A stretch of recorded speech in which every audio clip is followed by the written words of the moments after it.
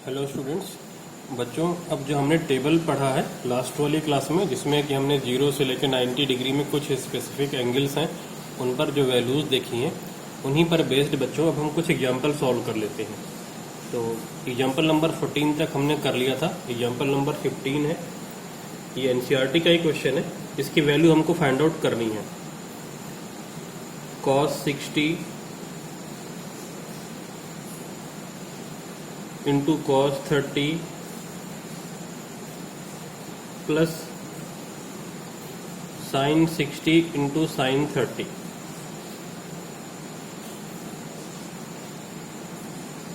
तो अब इनकी वैल्यू रख के सॉल्व कर लेते हैं। तो cos 60 की वैल्यू यहाँ पर पुट करेंगे तो cos 60 कितना हो जाएगा बच्चों? टेबल से अगर आपको याद हो तो आप रिकॉल करिए। cos 60 हमने कितना पढ़ा था? 1/2। और cos 30 √3/2 प्लस sin 60 कितना? √3/2 और sin 30 1/2। तो ये हो जाएगा √3/4 प्लस √3/4। डिनोमिनेटर सेम है, न्यूमरेटर को ऐड अप कर देंगे। तो 2√3/4, 2 से इस 4 को कैंसिल आउट कर दो तो ये आ जाएगा √3/2। तो यहाँ पे 2 1 जा 2 और ये 2 2 जा 4। तो फाइनली जो रिजल्ट आया वो आ गया है √3/2 और ये इसका राइट आंसर है, √3/2। तो बच्चों यहाँ पे आ गया है फाइनली सॉल्व करके √3/2। अब इसी तरह अगला एक एग्जाम्पल और लेते हैं जो कि सेम तरीके से ही है। Example number 16। तो इसमें बेटा कैश में भी वैल्यू ही फाइंड आउट करने वाला है क्वेश्चन है, और है 5 sin स्क्वायर 30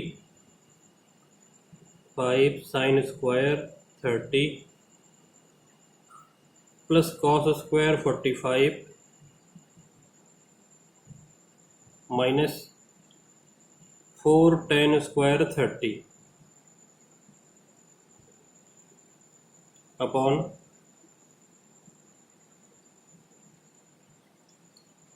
2 sin 30 cos 30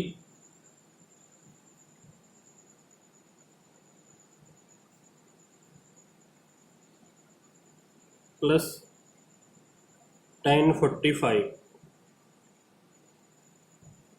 तो अब इनकी वैल्यू पुट करते हैं, सॉल्व कर लेते हैं, और बाद में बेटा जो डिनोमिनेटर होगा उसे रेशनलाइज कर लेंगे।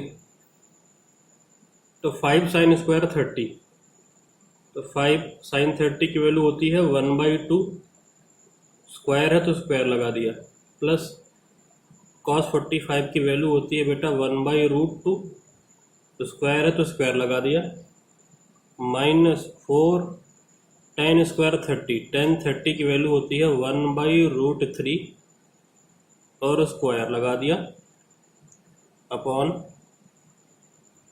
2 sin 30, 2 इंटू sin 30 की वैल्यू होती है 1/2 cos 30 √3/2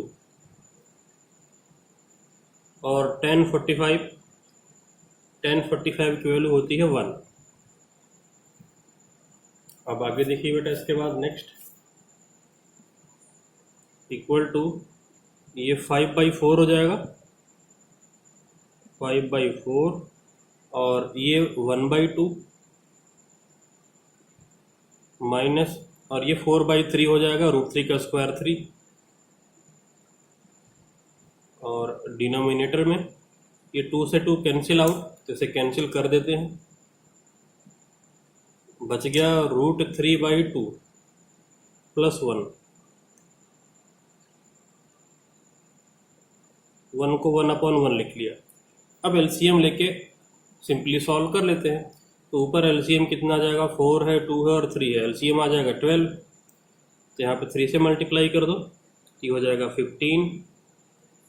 यहाँ पे 6 से करना पड़ेगा तो ये 6 हो जाएगा, और यहाँ पे किससे करना होगा मल्टीप्लाई? 4 से, तो -16 अपॉन 12, अभी मेन वाला अपॉन यहाँ पे √3 + 2/2, √3 + 2 अपॉन 2। तो यहाँ पे ऊपर सॉल्व करके हो जाएगा 15 + 6 21 - 16। तो 21 - 16 कितना जाएगा बच्चों? 5/12 और ये √3 + 2/2।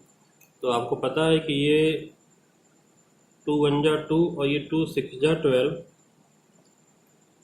तो फाइनली ऊपर आ जाएगा 5/6, 5/6 और मेन वाला अपॉन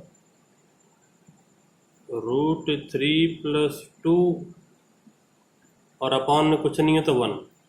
तो एक बात आपको ध्यान रखना है कि जब कभी फ्रैक्शन अपॉन फ्रैक्शन होगा तो फर्स्ट और फोर्थ वाला बिल्कुल ऊपर कर लोगे आप।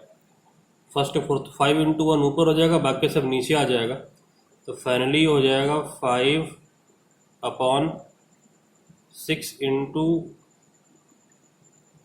+ √3।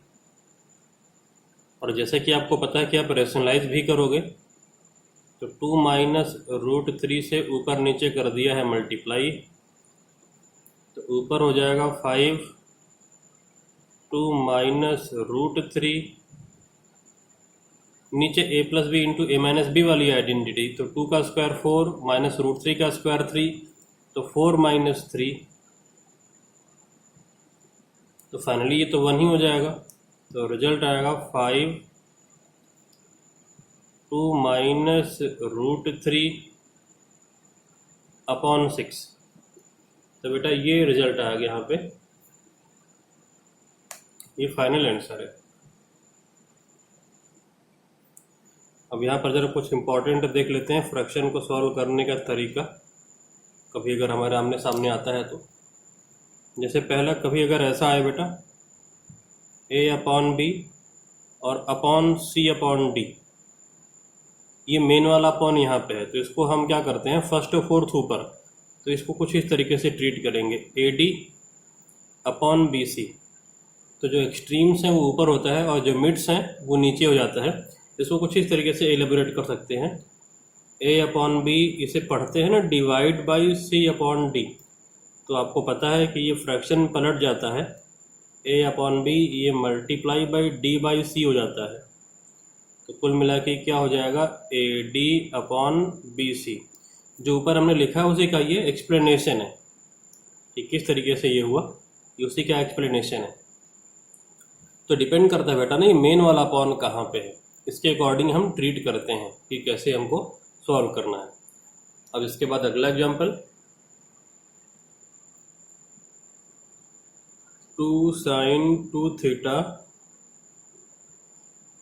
Equal √3 find theta.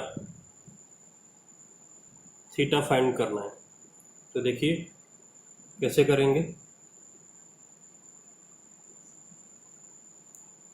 2 sin 2θ equal to √3। अब ध्यान दो बेटा, साइन ऑफ 2θ, तो ये तो पूरा एक टर्म है, इसे आप अलग अलग मत समझना। साइन ऑफ समथिंग जो होगा उसे आप पूरा एक टर्म समझोगे। साइन ऑफ 2θ लिखा है, ये 2 मल्टीप्लाई में इसे डिवीजन में भेज दो आप, तो ये हो जाएगा साइन ऑफ समथिंग, समथिंग कितना है 2θ है, इक्वल टू √3/2। अब साइन के किस एंगल की वैल्यू √3/2 होती है, साइन 60 की वैल्यू होती है। तो आप अगला स्टेप क्या लिखोगे, इस √3/2 की जगह पे क्या लिखोगे, साइन 60, साइन 2θ इक्वल टू क्या होगा, साइन 60। अब बच्चे इसके बाद क्या करते हैं, अच्छा √3/2 कैसे लिखा है आपको पता है टेबल से, साइन 60 की वैल्यू √3/2 होती है। अब आप बोलोगे सर cos 30 की भी तो होती है, लेकिन उसकी हमको ज़रूरत नहीं है। अगला क्वेश्चन, क्यों ज़रूरत नहीं है, क्योंकि देखो बेटा यहाँ पे साइन है, तो इस तरफ भी साइन अगर होगा तब हम एंगल कंपेयर कर सकते हैं। एक तरफ साइन होगा एक तरफ कॉस होगा तो उसे हम सॉल्व नहीं कर पाएंगे, दोनों तरफ सेम रेशियो ही होना चाहिए।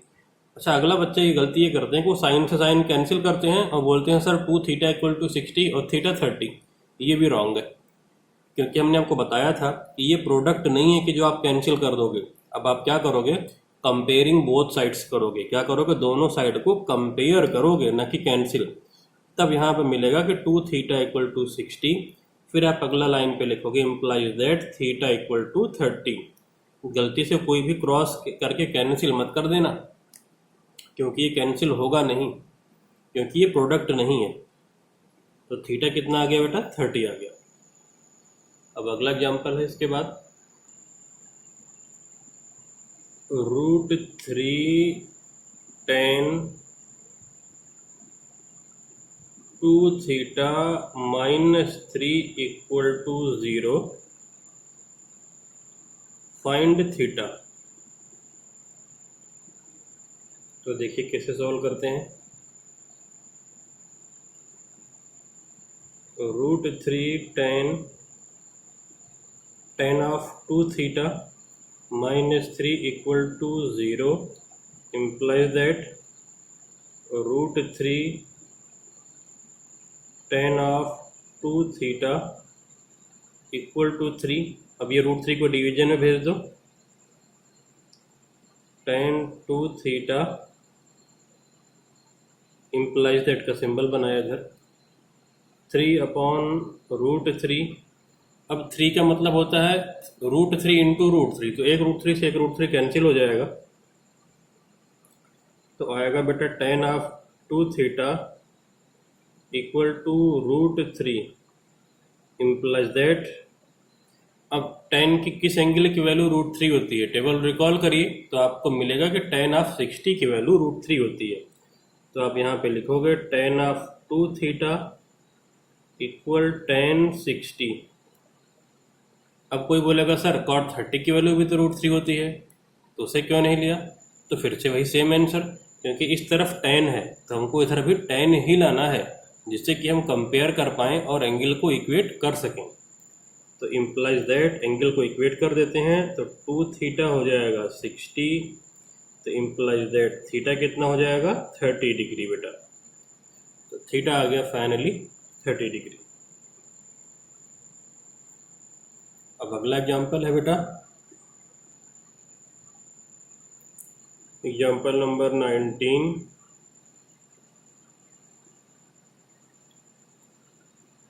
2 cos square theta equal to half, और गिवन है कि जो थीटा है वो 0 से बड़ा है और 90 से छोटा है।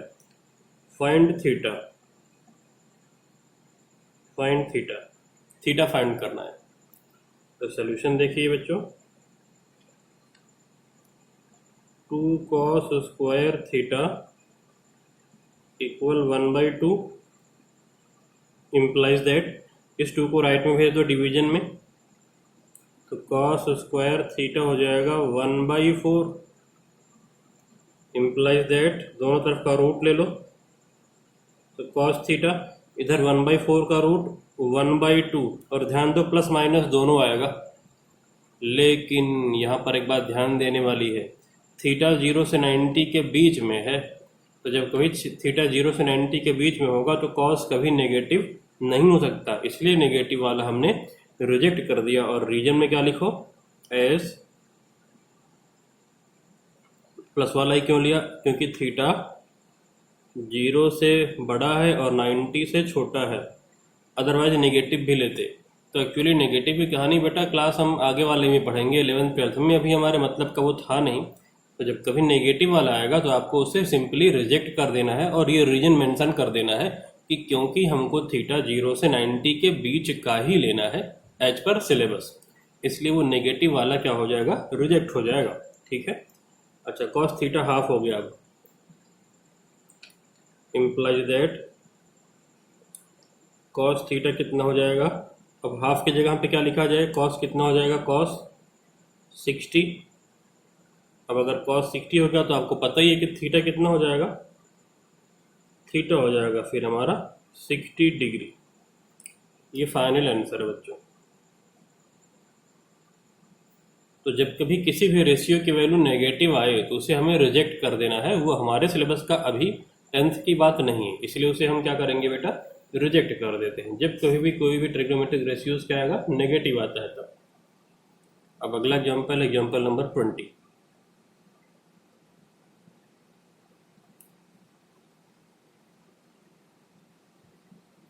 गिवन है tan theta plus cot theta equal to 2 और टू फाइंड, TF लिखते हैं हम शॉर्ट में, टू फाइंड tan की पावर 7 थीटा प्लस cot की पावर 7 थीटा, इसकी वैल्यू क्या होगी। सॉल्यूशन देखिए, tan theta plus cot theta equal to बेटा है 2, गिवन। अब tan थीटा और cot थीटा आपको पता है tan का रेसिप्रोकल होता है, तो cot थीटा की जगह पे मैंने क्या लिख लिया है 1/tan थीटा। ये बिल्कुल स्टार्टिंग वाली क्लास में पढ़ा था हमने कि tan और cot क्या होते हैं, रेसिप्रोकल। तो cot थीटा की जगह पे क्या लिख लिया है 1/tan थीटा, और रीजन में मेंशन कर दो cot थीटा कितना होता है 1/tan थीटा होता है, रेसिप्रोकल होता है tan थीटा का। अब एलसीएम ले लो इधर, ये हो जाएगा tan square theta plus 1/tan theta equal to 2। हमने एलसीएम ले लिया तो tan स्क्वायर tan थीटा के नीचे 1 एज्यूम कर दिया, एलसीएम लेके ये आ गया रिजल्ट। अब इसके बाद बेटा tan square theta plus 1 equal to, ये tan थीटा को राइट में भेज दो तो ये हो जाएगा 2 tan थीटा। अब इस 2 tan थीटा को लेफ्ट में ले आओ तो ये हो जाएगा tan square theta minus 2 tan theta plus 1 equal to right में है 0। अब अगर आप ध्यान दो तो a square minus 2ab plus B square, ये क्या लिखा हुआ है tan थीटा माइनस 1 का होल स्क्वायर इक्वल टू 0। ये tan थीटा माइनस 1 का होल स्क्वायर लिखा है, दोनों तरफ का रूट ले लो तो implies that tan theta minus 1 equal to 0। अब tan थीटा की value tan theta minus 1 equal to 0 है, तो tan थीटा कितना हो जाएगा 1। अब tan थीटा की वैल्यू 1 है, tan की वैल्यू 1 कब होती है जरा सोचिए, तो आप क्या लिखोगे implies that tan theta equal to tan 45, तो इम्प्लाइज दैट थीटा कितना हो जाएगा 45, थीटा कितना आ गया 45। अब जो फाइंड आउट करना था उसको देख लो, tan की पावर 7 थीटा प्लस cot की पावर 7 थीटा, तो ये हो जाएगा tan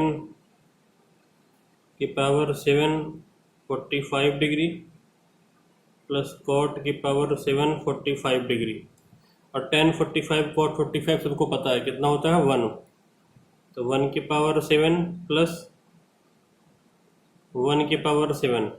अब 1 की पावर कितना भी कर लो वो 1 ही रहता है, तो फाइनली ये कितना आ जाएगा 2, तो ये भी कितना आ गया बेटा 2 आया।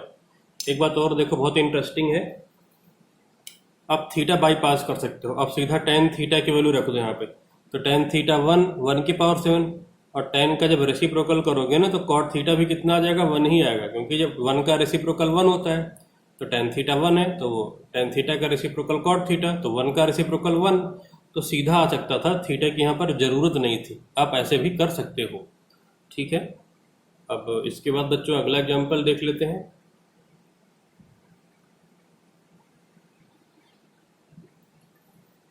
तो 21th एग्जाम्पल है बच्चों, if sine a plus B equal to 1 cos a minus B equal to √3/2 और a प्लस बी की वैल्यू 0 से बड़ी है बट 90 के इक्वल या छोटी है, a बड़ा है b छोटा है, फाइंड a एंड b। तो देखिए कैसे सॉल्व करते हैं। Sine of a plus B equal to 1 given, sine की वैल्यू 1 कब होती है? टेबल को जरा रिकॉल करो और सोचो। साइन 90, साइन से साइन कंपेयर हो जाएगा, a प्लस बी कितना हो गया? 90।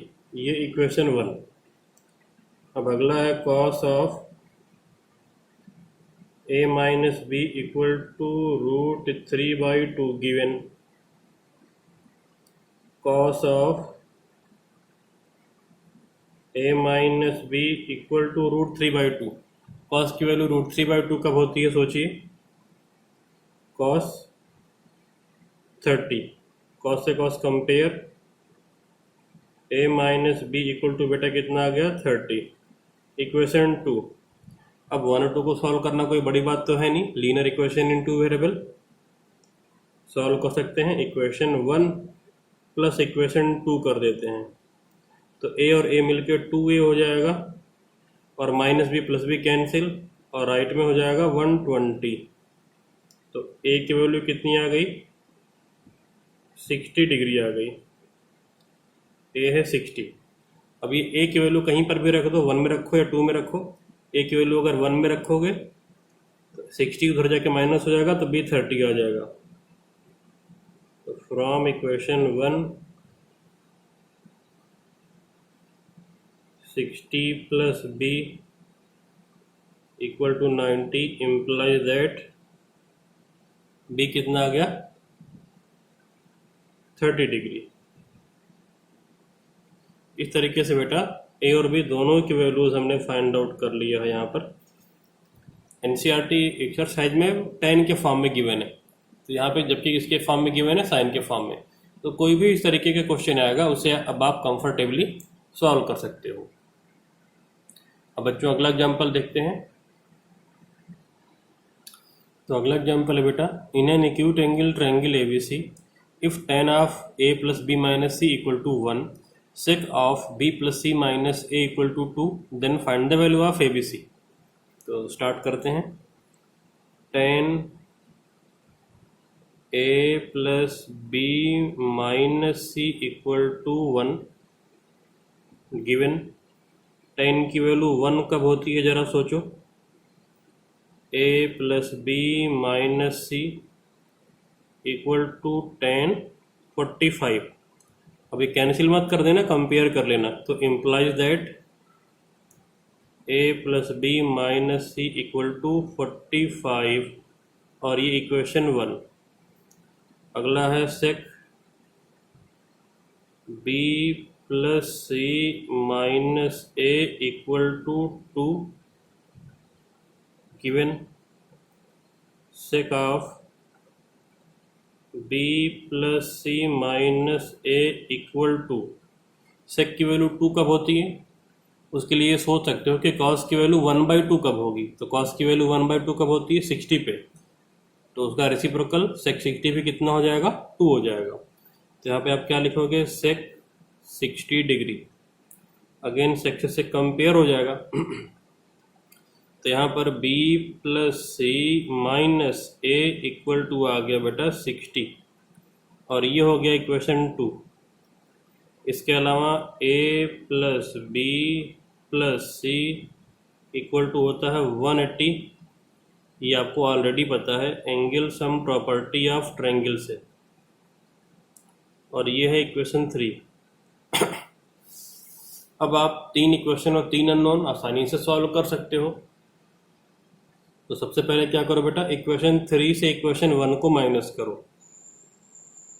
इक्वेशन 3 माइनस इक्वेशन 1, तो a plus B plus C minus left वाले लेफ्ट से माइनस करेंगे, माइनस में ब्रैकेट में आएगा a plus B minus C, right में 180 माइनस 45। अब जब ब्रैकेट ओपन करोगे तो आपको क्लियर दिख रहा है कि a प्लस बी कैंसिल, ये माइनस सी प्लस का सी हो जाएगा। तो फाइनली 2c इक्वल टू इस तरफ 135। c कितना हो जाएगा? 135 डिवाइड बाई 2, 2 6 जा 12.5। तो यहाँ पर c कितना आ गया बेटा, c आ गया सॉल्व करके हमारा 67.5 c की वैल्यू आ गई।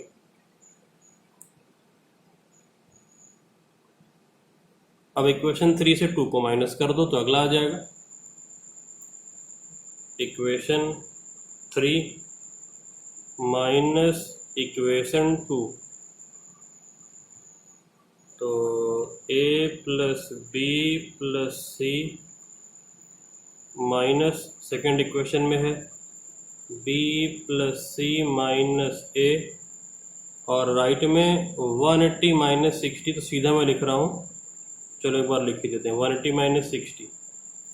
अब जब ब्रैकेट ओपन करोगे तो b प्लस सी से b प्लस सी कैंसिल, ये माइनस का प्लस का हो जाएगा, तो उधर 2a आएगा और इस तरफ कितना आ जाएगा 120, तो a की वैल्यू कितनी आ गई 60 डिग्री।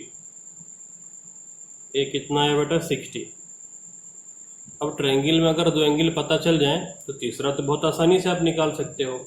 तो a है 60, b है 67.5 और प्लस a और c हो गया तो प्लस b, और तीनों का सम कितना होगा 180। इसको आप आसानी से सॉल्व कर लो।